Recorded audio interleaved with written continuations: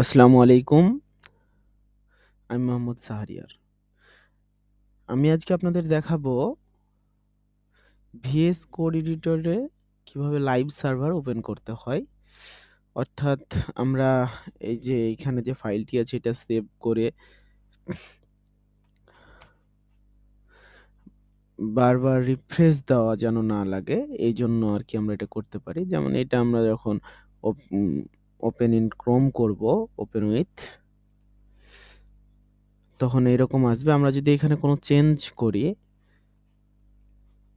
এখানে যদি আমরা একটা H4 ট্যাগ নিই এবং বলি দিস ইজ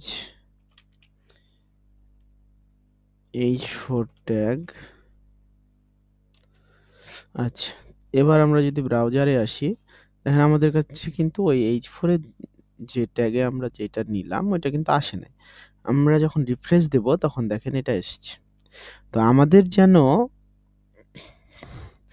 বারবার রিফ্রেশ দেওয়া না লাগে এইজন্য আমরা কি করব, আমাদের ভিজুয়াল স্টুডিও কোডে লাইভ সার্ভার ওপেন করব যাতে আমরা রিফ্রেশ দেওয়া থেকে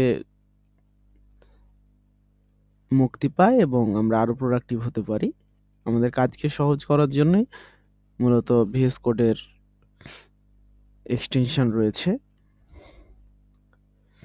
তো এক্সটেনশনটির নাম হলো লাইভ সার্ভার।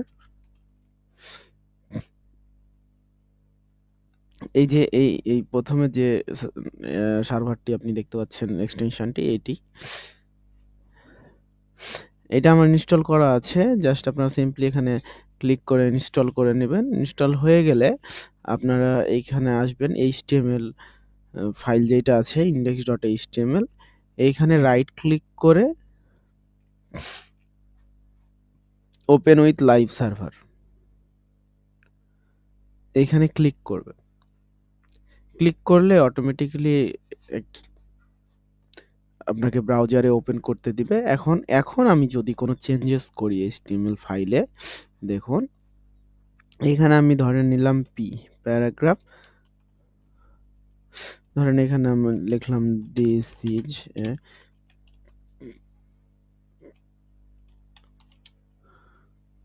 প্যারাগ্রাফ। এখন আমরা দেখি, দেখুন এখানে কিন্তু চলে আসছে। মানে আমাদেরকে বারবার রিফ্রেশ দেওয়া লাগছে না।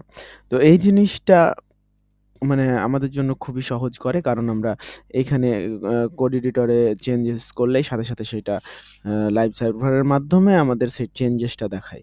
এতে করে আমাদের কাজ করতে অনেক সুবিধা হয়। তো আজকের ভিডিওটি এই পর্যন্তই। আল্লাহ হাফেজ।